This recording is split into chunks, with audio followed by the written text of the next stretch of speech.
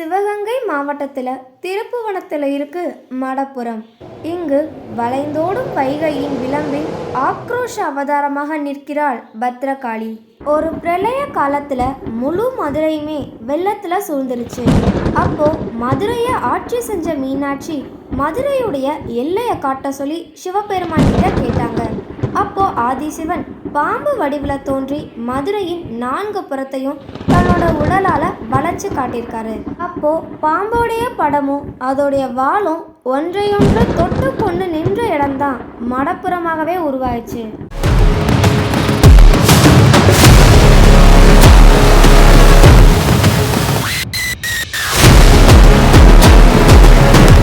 அனைவருக்கும் வணக்கம். இந்த வீடியோவில் மடப்புரம் பத்ரகாளி அம்மனுடைய கோயிலை பற்றி தான் பார்க்க போகிறோம். இந்த மாதிரி இன்ட்ரெஸ்டிங்கான இன்ஃபர்மேஷன் நீங்கள் தெரிஞ்சுக்கணும்னா நம்மளுடைய சேனலை சப்ஸ்கிரைப் பண்ணிக்கோங்க. ஒரு முறை பார்வதி தேவியை அழைச்சிட்டு வேட்டைக்கு கிளம்பிய சிவபெருமான் மடப்புரம் பகுதிக்கு வந்தாங்க. காடு மிக பறந்து கிடக்கிறது.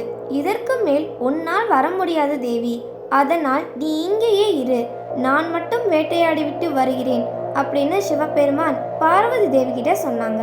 இந்த அடர்ந்த காட்டுப்பகுதியில நான் மட்டும் எப்படி தனியா இருக்கிறது அப்படின்னு பார்வதி தேவி கேட்க, ஐயனார் அழைச்சிட்டு பார்வதி தேவிக்கு துணையா வச்சுட்டு சிவபெருமான் கிளம்பி போனாரு.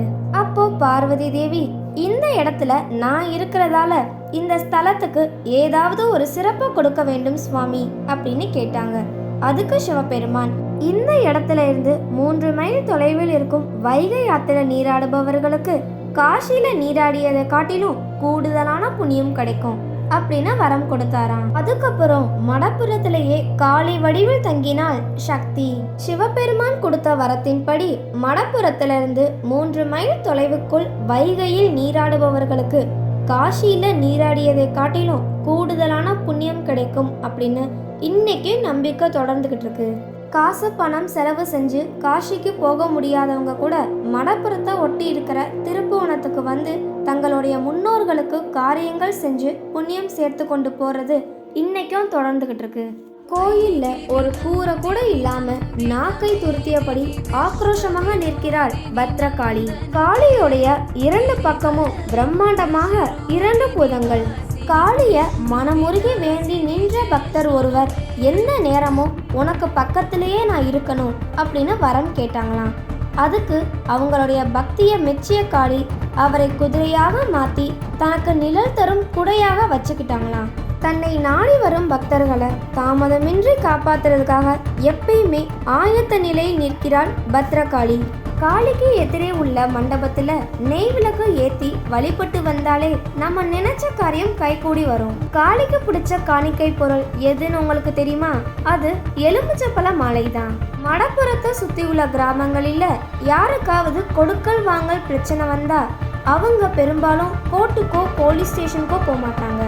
அவங்க நாடி வரும் கோர்ட் பத்ரகாளியம்மன் கோயில். இங்க யாராவது பொய் சத்தியம் செஞ்சா 30 நாட்களிலேயே அந்த நபரை குறை கேட்டு விடுவாளாம் காளி. சில நேரம் பொய் சத்தியம் செஞ்சவங்க மடப்புறத்து எல்லையை தாண்டறதுக்குள்ளேயே காளி தண்டிச்சிருவாளாம். இப்படி தண்டிக்கப்படுபவர்கள் திரும்பியும் காளியிடம் வந்து காணிக்கை செலுத்தி பரிகாரம் தேடிக்கொண்டு போவது இன்னைக்கும் நடந்துகிட்டு இருக்கு.